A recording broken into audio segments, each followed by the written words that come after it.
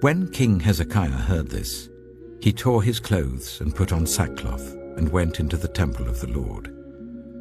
He sent Eliakim the palace administrator, Shebna the secretary, and the leading priests, all wearing sackcloth, to the prophet Isaiah, son of Amos. They told him, "This is what Hezekiah says.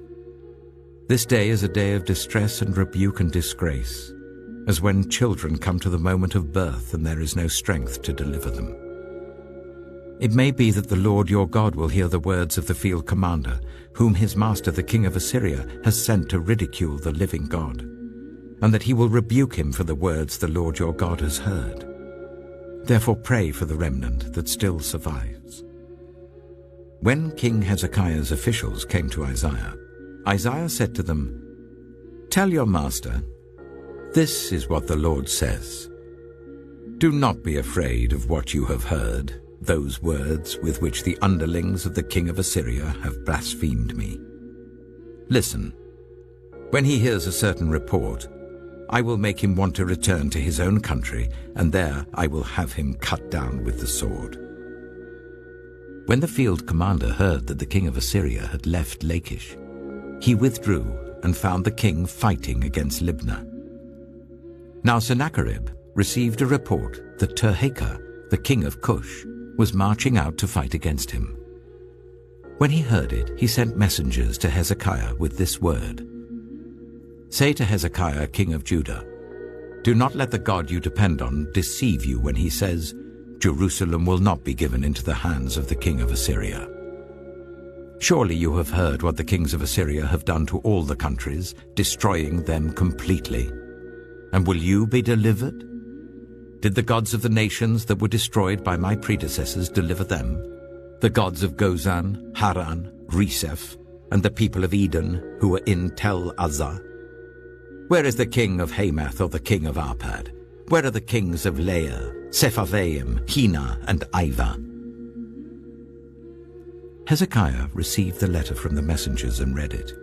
Then he went up to the temple of the Lord and spread it out before the Lord. And Hezekiah prayed to the Lord, "Lord Almighty, the God of Israel, enthroned between the cherubim, you alone are God over all the kingdoms of the earth. You have made heaven and earth. Give ear, Lord, and hear. Open your eyes, Lord, and see. Listen to all the words Sennacherib has sent to ridicule the living God. It is true, Lord, that the Assyrian kings have laid waste all these peoples and their lands. They have thrown their gods into the fire and destroyed them, for they were not gods but only wood and stone, fashioned by human hands. Now, Lord our God, deliver us from his hand, so that all the kingdoms of the earth may know that you, Lord, are the only God." Then Isaiah, son of Amos, sent a message to Hezekiah. "This is what the Lord, the God of Israel, says. Because you have prayed to me concerning Sennacherib, king of Assyria, this is the word the Lord has spoken against him. Virgin daughter Zion despises and mocks you. Daughter Jerusalem tosses her head as you flee. Who is it you have ridiculed and blasphemed? Against whom have you raised your voice and lifted your eyes in pride? Against the Holy One of Israel. By your messengers you have ridiculed the Lord, and you have said, 'With my many chariots I have ascended the heights of the mountains, the utmost heights of Lebanon. I have cut down its tallest cedars, the choicest of its junipers. I have reached its remotest heights, the finest of its forests. I have dug wells in foreign lands and drunk the water there. With the soles of my feet I have dried up all the streams of Egypt.' Have you not heard? Long ago I ordained it. In the days of old I planned it. Now I have brought it to pass, that you have turned fortified cities into piles of stone. Their people, drained of power, are dismayed and put to shame. They are like plants in the field, like tender green shoots, like grass sprouting on the roof, scorched before it grows up. But I know where you are, and when you come and go, and how you rage against me. Because you rage against me and because your insolence has reached my ears, I will put my hook in your nose and my bit in your mouth, and I will make you return by the way you came. This will be the sign for you, Hezekiah.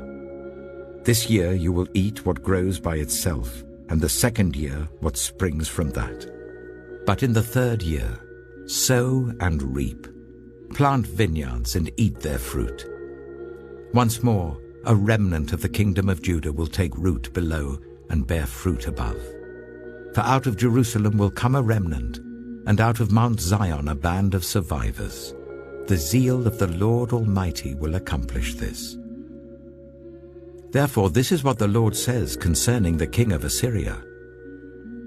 He will not enter this city, or shoot an arrow here. He will not come before it with shield, or build a siege ramp against it. By the way that he came, he will return. He will not enter this city, declares the Lord. I will defend this city and save it, for my sake and for the sake of David my servant.